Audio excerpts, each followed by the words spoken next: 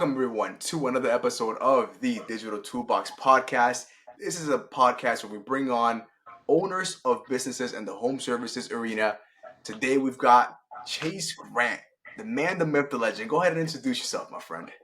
What's up, guys? My name is Chase Grant. I have a lawn care company here in Tampa, Florida. If you ever watched any of my videos on YouTube, you know that I teach people how to get customers in lawn care and landscaping. Let's go. So Chase, let's get into it, man. This is gonna be a fucking exciting one because how old are you? I'm 22. 22, and you already own a business. You've done so much. Let's get into it. So, who was Chase Grant in high school? Chase Grant in high school, he was a troublemaker, for sure. Uh-oh. I was not the A+, B+ student. My GPA was, I'm pretty sure it was like a 2.8. And it wasn't because I wasn't good at school, it was because I refused to do homework. I was too busy growing a lawn care company instead of doing homework. I even told the teachers, I said, I'm not doing the homework. I have stuff to do. And I was just focused on the bag. So when did you start your lawn care company? I was kind of doing it part-time in high school, but it wasn't like big at all. I was probably doing like... What grade did you start doing it? That was senior year. Senior year. Wow. So what the hell? What about the previous 3 years? What happened to the homework? The previous 3 years, I'll be honest, like freshman, sophomore year, I was honor roll student, 4.2 GPA. Junior year, I started to realize that I kind of think I know what I want to do and that school really is not going to apply to me. And there's no point of starting to do the homework and wasting my time outside of school on school. So what did you think that what you wanted to do was at that time? Was it landscaping? Actually, I wanted to become a real estate agent and hop into real estate. So that's primarily what, after I graduated, I went to real estate school. Real estate school. Wow. And then what made you kind of drop that and focus 100% on landscaping or lawn care? Yeah, so as we know, I did start in high school. So I was technically mowing, just very part-time, probably making like $200 a week. But I decided to go out and door knock to see if I can just get more customers, just so I can make a little bit more money in the meantime while I was in real estate school. And I closed 3 customers in an hour and a half. Door knocking. And that's what happened. I was like, whoa. And I was like, you know what? If I could do this every single day for the next 3 months, I'll be a millionaire. And that's how it just started to get my brain turning and thinking about the possibilities that I could do with lawn care. Dude, let's fucking go. That's an awesome story. And then, man, so where are you today as far as how big is your lawn care company? How many guys you guys have? How many trucks? What does that all look like right now? So a lot of people on Instagram and YouTube don't really know how big we are, only because I record the same crew daily, but we are a little bit shy of $500,000 a year in revenue. That's our rolling revenue rate. So we'll probably this year do about 468-ish, 478, in between there. And it would just be right under 500 grand a year. And that's 4 guys, and then me in a truck kind of doing part-time landscaping whenever I feel like it. Whenever I feel like it. I like that. But man, so you guys are only 4 guys. So it sounds like you kind of build a core, and even though more work is coming, you haven't added more people to it. No, what I try to focus on is efficiencies. So I would say this is where I think a little bit different than other people in the lawn care industry. A lot of people in lawn care, they started because they like mowing yards. I liked business. I didn't technically like lawn care. So I always thought in efficiencies. And I always thought, okay, what's the most efficient business that I could learn from? And I thought warehouses. Warehouses have to move efficient or they don't get paid. They would not make money unless they move efficiently. So warehouses, Amazon, I started really analyzing those businesses and seeing how they move so efficient and try to apply some of those characteristics into my business. And what are some ways that warehouses do that? Literally minimal things in the truck, having bare necessities, exactly what you need to just go finish your day, having nothing in the way, the most efficient route setups that I don't care about what is the mower you like the most. I care about what's the most efficient mower to mow as fast and as clean as possible. So with everything, I analyze it in that way with efficiencies. I don't really analyze it with, I would say, suggestion or Emotion. um, yeah. Like Damn, I don't bro. really care what mower I use. I just care about what's going to be the most efficient. Dope. That's fucking dope. That's Yeah. fucking dope. And do you push this kind of same dream or this mindset to your team as well? Yeah. So literally, I have a lot of people who are on my team who at first they were like, because we use a mower called a walk behind mower. And in the lawn care industry, a lot of people don't like the walk behind mower because they like stand-ons. And stand-ons are so much more luxurious. As soon as I started to show my team the difference between stand-ons and walk behinds, they all now like the walk behinds better. They understand that stand-ons are going to be a waste of time, and I pay all my guys salary, so they have the same influence that I have. So when they mow faster and more efficient, technically they're making more per hour. So now they have a direct correlation to being efficient. Ooh. Holy shit. So it kind of incentivizes them, yeah, Yeah, to the more lawns they know the more lawns that we get done, the more we make. Damn, yeah. that's fucking awesome right there. So how do you handle that then? What if I mean, what does the salary look like for that if you really don't have a set number of lawns that you know they're gonna mow?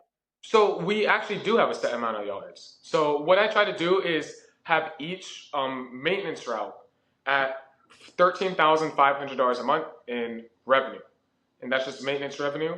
Mind you, when it does go winter, that's where we get a lot of the mulch up sales. That's where our revenue starts spiking like crazy. But You said in the 13, winter? huh? You said in the winter? Yeah, like November through Wow. February, we go bi-weekly in Florida, so we get paid the same amount, but we mow every other week. And with the extra time, since we have 50% of time, instead of me running a skeleton crew and dropping 50% of the employees, I just replace it with straight mulch, and we just do a bunch of mulch and do just a bunch of upsells. Holy shit. And then what was the main point that you were making there?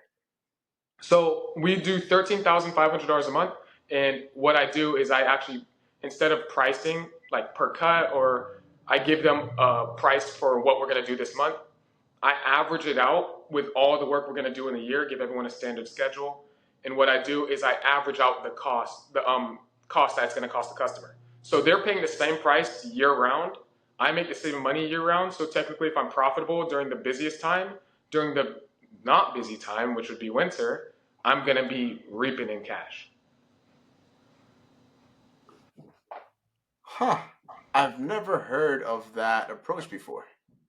Yeah, I mean, a lot of people haven't done it. So it's just something, for me, it just felt like common sense. Like, I didn't even hear this. This was not an idea I got from anyone. I just thought, if I can charge the same price year round and still be profitable at the most busy time, the rest of the year, it's going to be extremely profitable. If when it's the most busy, I'm still profitable. But I mean, the opposite is true though, right? Or not the opposite, but as long as you're profitable during, because you're going to be profitable no matter what during the busiest time, right? Because that's when you have the most jobs. Yeah. So why would I So do that? what's up? So why even do all that if that time's gonna make more money anyways? Yeah. Why? So at the end of the day, we're all in the lawn care industry. If you're charging $30 a cut, for example, you're gonna make the same amount of money.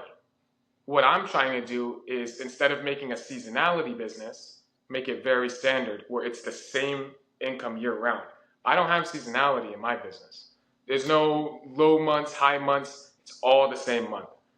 And actually, it's the complete reverse, because in winter, where we would usually be a low month, it's actually double, because now we have all these upsells. So I never Oh have a low month. I don't have downtime. shit! I like that mindset where you said, you're not trying to have a seasonal business. You're trying to standardize it. Dude, I fucking love that, and it makes me even think because up here, like in the Northeast or even in the Northwest, in the winter, landscaping companies turn to snow removal Yeah. or things like that because they don't have the opportunity that you have to be able to keep doing mulch and keep doing things like that. So Wow, man. So I guess that's kind of a plus of living in Florida too, right? That you get to be profitable all year round as long as you look at it how you mentioned. Yeah, it's easy. I would say it's easier for sure in Florida, but even up north, there's a lot of companies who do it. You just gotta think how the commercial, how they people bid commercial properties. Commercial properties, people get paid year round. So if they just priced regular residential yards the same way they do commercial, they would get paid year round the same way. Because what people do in lawn care and landscape is during the winter, like you said, they do snow clearing, snow plowing, but Right. that's factored into the price. So they're already charging, and that's just their standard rate. They could do the same thing for the residential houses and add snow plowing as that's just part of their service. You see what I'm saying? Wow, bro, that's Yeah. fucking unique. That is very, very unique, man. And the fact that you figured that out on your own is fucking impressive. Thank you. Holy shit, that's awesome. And man, so you know what, Chase? Let's go on to the next segment. So Yeah. you, as a young man, right? You're 22 years old. How do you handle business and personal life, right? Because we're both young, so I'm glad because I don't get to have this talk with a lot of people. Most of my guests are a little bit on the older side. But how do you handle women in dating? How do you handle a social life if you even focus on that? How do you manage all that? Yeah, so that's the funny thing. A lot of people who know me in person know I have a social life. I actually do. And people online would think that's impossible because how much I'm doing. I'm Mhm. producing content on Instagram, TikTok, YouTube, and Facebook every single day. I'm scaling the business and I still have time to do all the social stuff. I'll be completely honest. A big factor is the fact that I don't sleep a lot. Like I'm not a person who needs like 10 hours of sleep. I probably sleep like 5, 6 hours a day. And I've been like that my entire life. Okay. So with that, I never give myself the excuse of I don't have time. I do have time.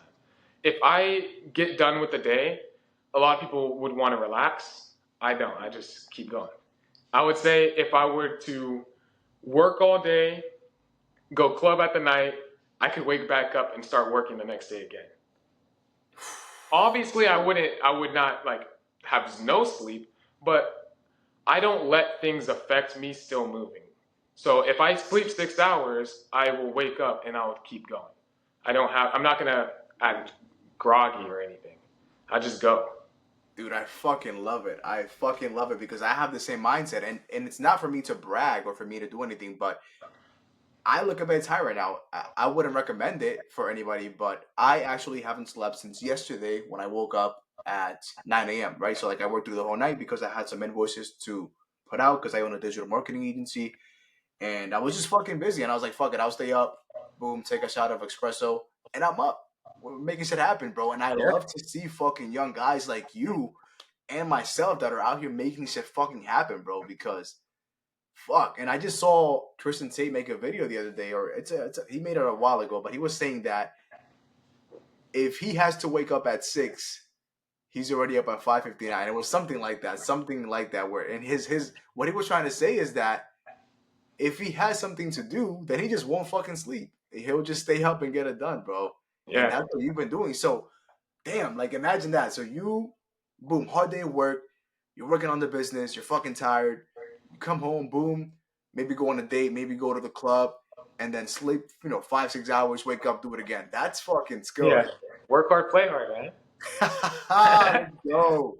And so when you do go out, what do you do? Like, what are you single? Are you in a relationship? Do you go clubbing by yourself? Friends? How do you go No, about I'm in a relationship. I have like I have a bunch of boys though, so that? Hmm. we do kind of. And the funny thing is this, like I don't live by myself for a Hmm. specific reason. Could I? Yes, but what I do is I live with a bunch of other guys. Andre's right there. He has a pool cleaning business. Clark is doing insurance sales. Like all of us are cooking our own Holy separate shit! thing. And you guys are all young. Yes, 20. The oldest is Andre, and he's 22 as well. What the fuck? You're 22. What do you mean he's the Yeah, old? exactly. But he's a little bit older than me, a couple months. You got me by a couple. Got you, got you. But we're all just grinding. But it raises the standard. So it's like in our house, if you were doing, say for example, I was doing 8 grand a month. I couldn't. It's like hard to be satisfied when you're looking at Clark over there and he's doing 18 grand a month. You see what I'm saying? You got that It's pressure. just hard to be Yeah. satisfied when you're living with people who are cooking. It makes you have to kind of cook. So it brings up Yeah, the yeah. competition factor. Exactly, and I would imagine it's the same thing because you are very well kept, right? You of course hit the gym. I see your content all the time, so it's like if you see Claude going and go to the gym, you're like, yo, I gotta get it in, bro. I gotta get the workout, and I'm not gonna be the bitch. Like, what The the weakest deadlift out of our house is 405. fuck? Holy shit, bro! I fucking love that, and dude, you guys live together, which is awesome, bro. In Yeah. fact, I don't. I live by myself, but I'm in a network. It's called the BFP network, the Build from Pain movement, and it's the same shit that we're talking about here, bro. Where like we hold each other accountable for things, we hold each other accountable for workouts, we make sure we're hitting our diet, we're making sure we're making money. We go out together, we smoke cigars, we mastermind, and I fucking love that, bro. How important would you say that is to the success that you've experienced that grow, which is your lawn care company? I would say for majority of people, it's very, beneficial only because majority of people, let's be honest, aren't really that disciplined. At all. For me specifically, I always been disciplined. So I would say I'm probably one of the guys in the house who raises the standard because I've always been Mm. disciplined. I always will wake up. I don't need to sleep. It doesn't matter what time of the day it is. I can wake up and I can get it done. I've kind of always been that way. So for me specifically, I could do this in this house or out this house. It wouldn't really change the factor for me. But it does help me. It puts people in a scenario where they're also able to see that 24/7, and it kind of makes everyone as a whole grind. Dude, absolutely, man. And I love what you mentioned there, that kind of you having that mentality and that vigor, it raises the standard, bro. Because you are that type of person that if you walk into a room, you'll elevate that room with you. So that's Yeah, fucking I awesome. try. I try. That's fucking awesome. And so you know what, Chase? I mean, you're an expert in what you do, right? You're young. You're an expert at lawn care. You own this business. What's some advice that you would give to somebody that's starting out, right? Maybe they may be in high school. They may be in their 40s. Who knows? But they're just doing basic things, mowing lawns, little baby stuff like that. But they're looking to make more money out of it and scale. What advice would you give to that person? I would say the reason people aren't big is for one specific thing. They don't focus and prioritize gaining more customers. Anyone who prioritizes getting customers and marketing scales. It's like that's just how it is. If you want to grow a business, you sell and close more business. If you're someone who just doesn't focus on any marketing at all, and you're kind of just a guy sitting there word of mouth, that's probably the reason why you're small. If you just prioritized marketing and focused on getting your online marketing advertisements up, getting your SEO done, getting your door hangers actually efficient, like actually split testing it and trying to constantly figure out more ways to get more customers. It's almost impossible to fail if you're constantly trying to get more customers. And I would say that's probably the reason. Is they do not focus on obtaining customers, but they focus on trying to make their business efficient when they don't really have that much of a business to make efficient. Ooh. So what does that look like then? Because I'm sure you coach a lot of younger, smaller companies that are doing what you're doing at a smaller scale. Yeah. What do they focus on instead of getting clients? Do they try to, mow the lawn perfectly, or what do they do that's a time waster? I would say a big one is that a lot of time is wasted just genuinely not being efficient with the physical work. But let's be honest, unless someone's physically teaching them, it's probably going to be hard to correct that. So I'm not going to like sit there and bash them for that. Okay.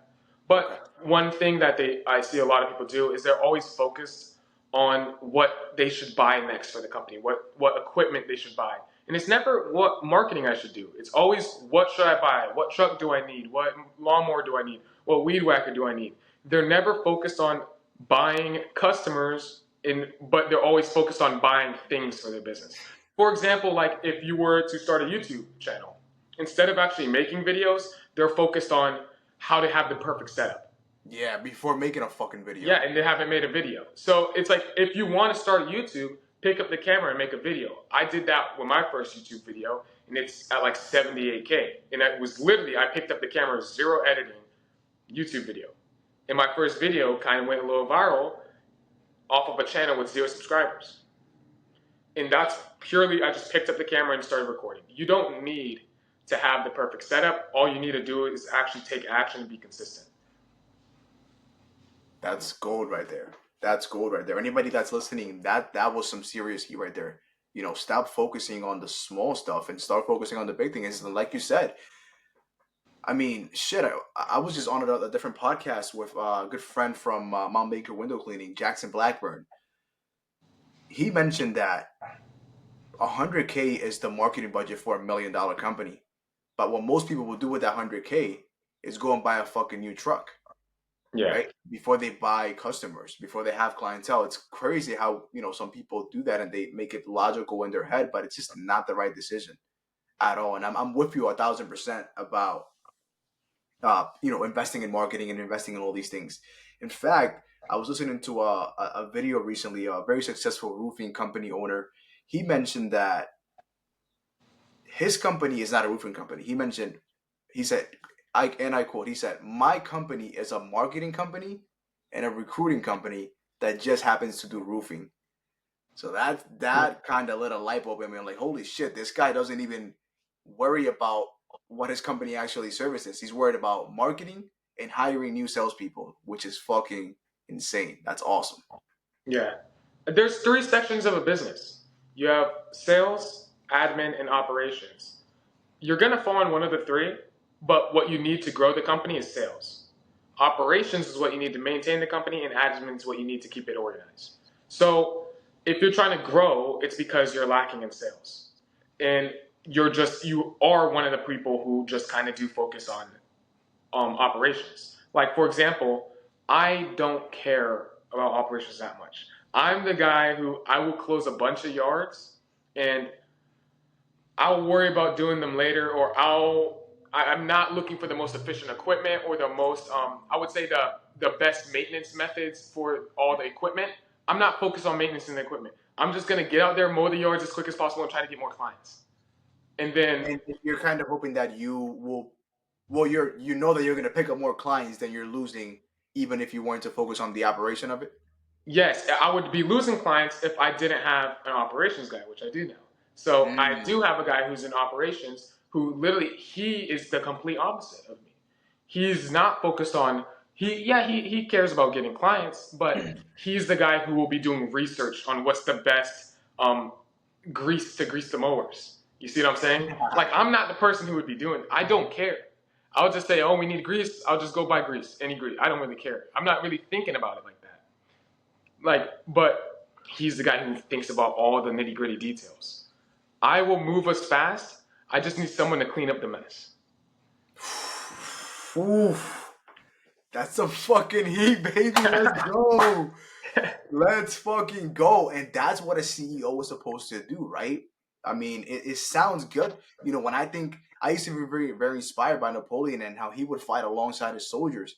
But in business, it's like if the CEO came out and started moving along, I mean, it would be cool, but it wouldn't be the best use of his time. Yeah. It would not be the best use of his time. So that's some fucking gold right there. And Chase, let's get into this. Let me ask you this question. Let's say now that that same person now, let's say that they scale their business, they have some consistent routes, they're making good money, they broke 100K, and they're looking to continue scaling, but he sold too much, and the operations is not able to keep up. So things are kind of flowing through, leads are coming in, but they're coming right out of the back. How does that person organize themselves to be able to manage all of the leads, especially right now, like in March Madness? Like, for example, like Spring Rush, people need their lawns taken care of right now. Too many Yeah. leads. How would you go about that? So again, you said he just scaled past 100K. That's before you're able to even hire someone in admin. So you're gonna have to take on that role yourself. So one thing I feel like a lot of people underestimate is spending. You don't even need to spend a super like a high amount of time. You could spend 2 hours a week, just twice, 2 days out of the week, and just focus on organization. listing out all your leads, listing out all the people you need to follow up with. If you just stayed organized and spent 2 hours a week just locking in with organization for admin, 99% of those problems would be solved. So I feel a lot of people, when they are moving fast, especially in the beginning before they can hire everyone, because Mhm. you don't have enough money to hire admin, operations manager, sales manager. You don't have time. You don't have the money for that. What you need to do is like schedule time for certain tasks. You need to understand those three different hats, and instead of you just doing whatever, you understand that right now I'm in the sales role, right now I'm in the operations role, and right now I need to be in the admin role. And you need to have scheduled time. You're like, okay, I need to do my admin work in these 2 hours of the week. And 2 hours a week is a lot. That a lot of people don't understand how much of a difference that makes of just organizing leads and organizing all the quotes that you have to do. You can organize everything in a lawn care company probably a little bit past $500,000 with just 2 hours a week. It doesn't take that Wow. much time. Is And that that's more or what less I what do you now. have right now? I do it. So I'm not even saying this just hypothetically. I physically only work 2 hours a week in admin. That's all I'm really doing. 2 hours a week on admin. Yeah, it doesn't take that much time. Wow. And so what do you consider admin? Like what fits inside of that bucket? What does those 2 hours look like for you? So that's where I am organizing all the leads. So anyone who has called that I haven't got a quote out, make sure I have a list of everyone. That's where I'm making sure I'm collecting all my payment, right? That's where I'm making sure any customers I need to follow up with, I list them out. This is not following up, that's sales. But I'm listing out, having it organized so I know who I need to follow up with. That's like looking through your text messages or your call logs and seeing, okay, this guy called. Maybe you screenshotted his Google address while you were on the call with him and screenshot his number. Making sure you organize all that. So you like, okay, I have it very easy to see and accessible so I can see exactly what's going on. This is also where you're going to be organizing the schedule. Any new customers that came in, you're going to be plugging them into your CRM system. And this is just when you're going to make your, like everything when it comes to billing, just super organized. You're going to make sure you have all your payments in. You're going to have a payment tracker. You can even do this. I do it literally in my Apple Notes.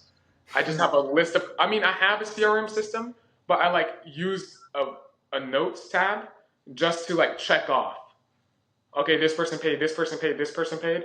Only so any person that maybe I need a card on file, I put like a little card emoji, and then bam, I know I need to ask them for a card on file. I just have it organized. And yes, at first to create this, it may take you an hour, but that's the whole point. You have 2 hours a week. 1 hour you create it, and now from now on, all you have to do is maintenance it. In the beginning, admin takes a while, only because you have to download the CRM, you got to plug all your customers in, you got to creating the organization structure is time consuming and it feels pointless. But once you have it all in place, your company can run so much more organized that you can grow a lot faster. Oof. I like what you mentioned there as well about it taking a while at first, but it's kind of an investment, right? You're putting money into like that bank account. You know that once you have some money in there, it's gonna multiply. In Yeah, this case, is you're putting time into it. You build it once and then you keep reusing it. 100%. So I like that. I like that. And how systemized are you guys as far as like what CRM do you guys use? What systemizations do you guys have in place with it to automate stuff? Literally everything we do is systemized. When it comes to oil changes on the truck, we have it checked off with mileage. Like we know once it hits this many miles, this is when we have to do the oil change, and we have it like 100,000 miles booked out. We have all of our customers in a schedule called Jobber, and all the crews have it on their phone where they can go and see their route. And from that route, like when they see this is the next customer, they can click it and it automatically has Google Maps attached where they can map right to it. Oh, right through the app. So they don't even have Yeah, to open up Waze or Google Maps right through the nope. app. It just right through the app. And just a lot of things on the back end when it does come to the payment collection is already on the CRM. So I would just make sure your CRM has obviously card on file. That's another system that we have. We do not, I don't really, obviously when you have new customers, that's why I'm saying you have to keep, it's maintenance because you have to keep getting more cards on file. It's keep getting more cards on file. keep organizing stuff, keep asking people for this, asking people for this information that you need to plug in. But these are usually new customers. But we have card on file. We charge every single person on the first of the month, and it automatically runs through at like 9, 10 p.m. at night on the first. And literally after that, it automatically sends them a message the day before we come service that we're coming to mow their yard, so I don't have to remind anyone. When people do text me through my door hangers, instead of saying like, "Oh, call me," I say text Grow for more info. I have an immediate copy paste note that I send. So immediately as they text me, it doesn't matter what I'm doing. I have enough time. It's literally copy and paste. So Wow. I can Even that can answer it. probably be automated, right? Yeah, people think it's like a message or automated. Like it's actually just an automated message because how fast I can send it out. Shit. So That's it's just awesome. making sure you have everything ready to be like copy pasted, everything ready to go. Wow, that's dope. And that's your strategy. So your door hangers, although they have your phone number listed, you don't mention call me, you mention text me. Yeah. A keyword, I say text grow for more info. Wow. So I just get a bunch of texts that people just saying grow. And I already know what it is. It's called an easy bag. That's what it is. Easy bag. Yeah. Holy shit, dude. I love that, man. I love that. And wow, bro, this has been a fucking wonderful podcast so far. I have a couple more questions, man, because this is a fucking epic episode. I hope you guys are getting a lot of fucking value out of this. Because Chase is not your regular fucking 22-year-old. This guy's a fucking G. So when you guys buy equipment for the company, right? Whether it's Yeah. trucks, whether it's lawnmowers, weed whackers, do you have to do all of that, or does the operations team handle that? Like, can employees that are on site go out to Home Depot, buy a weed whacker, and how would that work? How does that look? So we're not, I wouldn't say 500,000 to a lot of people sounds super big. It sounds what? Super big. Hmm. 500 grand a year. But in reality, it's not that big of a business. I mean, we got 4 guys. Everything that's going on, I know what's going on. Like I don't have to be directly involved with the mowing, but like if a weed whacker is about to break, they can just text me. And that's what I would say I do mostly.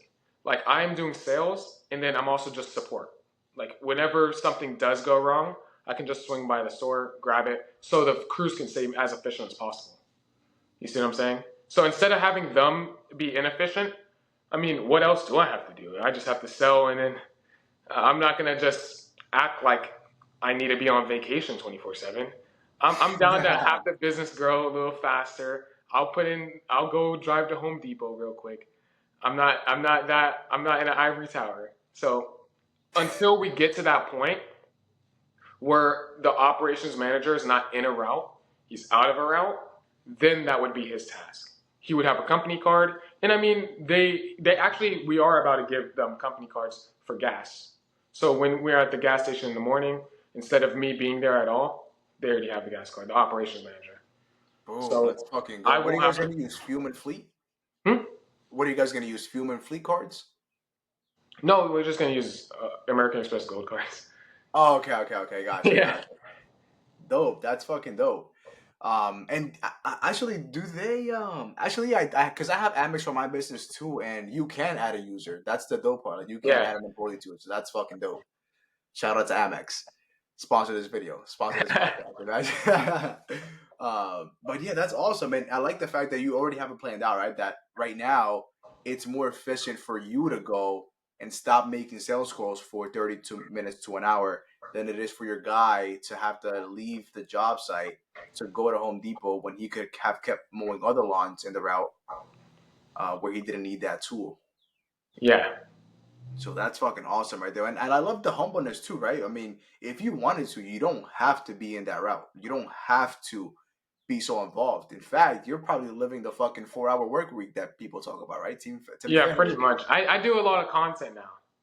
So, but that content, let me ask you this too. That's a good fucking segue to go into actually. The content that you put out, right, on the Chase Grant. Everybody go follow Chase if you haven't already on Instagram. The Chase Grant. The content that you put out there, who are you targeting? Are you targeting end consumers? For like actual mowing customers? Yeah. No. So I'm targeting other lawn care professionals. Gotcha. So people that do what you do that need coaching Yeah, or help. or help. Gotcha. So what's the difference between the two in your words? So I would just consider coaching more one on one. Oh, but help is like you put out some free advice, anybody can consume it and Yeah, apply it. I Okay. have free info products. So for people who do need some free sauce, I do have free door hanger template, free door knocking scripts that I use to grow my business. So I give some stuff out for free, some actual heat. If people use that, they could literally build my exact business. So Ah, dude, giving out the game. And how can people get access to that, Chase? literally under any video on my Instagram, if you just comment grow, it will automatically send you a DM that if you click it, then you're open my gumroad to that free info product. Boom, there you guys go. You guys heard it. Go to the Chase Grant on Instagram. Any of the post, comment, grow. You're gonna get a DM with the blueprints that you need to scale your business from the one and only. That is very, very awesome right there that he did that. And what about your Grow Growth Club? I know that's something new that you're doing. What's that all Yeah. about? So the Grow Growth Club is a private members group that's going to be basically a collection of all lawn care information. So we have an. It's not just me. I have creator affiliates or super affiliates who are signed as well, who are going to be bringing their members into the group, and we're just trying to create mini courses and a bunch of information into that group where instead of you having to go on YouTube and like search up all these different videos and really funnel through videos, Mhm. it's not all my information. Like some of the information, if I'm not an expert in it, I'll have people source it on YouTube. What's the best video? And we'd put the most efficient video in the group. So instead of you having to look for the best video or look what's going to apply to lawn care, we are doing the front work. So it's super organized for you. Gotcha. So it's not just content that you put out, it's content that other people have put out as well, but that's relevant to Yeah, the overall that goal. makes the most sense for a person trying to grow now. Like because there, let's be honest, things change constantly, and you can go search up certain things, and maybe someone with a smaller account has a way better video, and it's so much more digestible. That's what we're finding. We're finding the best of the best information, and if there's not information on a topic, that's where I go deep dive and cover it. Yourself, like you record a Yeah, video yourself. yeah. Wow. Okay. Awesome. And give us some more details too about that, Chase. Like how can people join the Grow Growth Club? What should they do? What should they expect? Actually, at times you can't. So we do limit access. So not everyone can join all the time. But Uh-huh. when we do relaunch, we are relaunching phase two actually today, which is April 12th. And we're relaunching at 8 p.m. And phase two is going to have a lot of, that's when now all the creator courses are going to be involved. So we have creator courses that are dropping at 8 p.m. today. And for the time being, until we hit 1,000 members, you'll be able to go to the Grow Growth Club Instagram. It will be linked in my Instagram or linked in any other creator who's involved in it. And you'll be able to just join through that link on school. You would have to request. So it's not just anyone can get in. So there is a questionnaire you have to fill out and you have to be approved. Gotcha. Okay. Awesome. So guys, by the time that this podcast comes out, it's gonna be past the 12. So phase two is already gonna have been released. Until when is it gonna be open? So our plan for phase two is we only think it's going to last 90 days before we put a hold on it again. Mhm. As soon as we hit 1,000 members, we're putting a hold on it. So Boom. we planned phase one to 250 members to be 30 days. In 12 days, it was completely bad. We actually were over a little bit, and we had to shut it down because, well, the people inside are in, but we can't let people keep coming. We got to build demand. We got to make it exclusive. So we do close it off time to time, and once we hit 1,000 members, we're going to close it off again. I guarantee you, we'll probably hit 1,000 members within the first 45 days. Wow. So guys, if you are a lawn care company, landscaping company, and you're looking to level up, go ahead. Go to the Chase Grant on Instagram. In his bio, he has the account linked there, which is Grow Growth Club. And can people just search Grow Growth Club on Instagram as well to get Yep, there? and it will pop up. Boom. Guys, Grow Growth Club on Instagram. Go follow that. Go get in that room before things close up for phase two. If not, you're going to have to wait till phase three. And do we even know when that's going to be? Not necessarily. We don't know when that's going to be, guys. No promises, no guarantees. Get in there while you can. Is there any pricing or anything like that involved with it? Yeah, so phase one was free. So anyone who was in phase one who took action gets rewarded by they have free access for the rest of their life.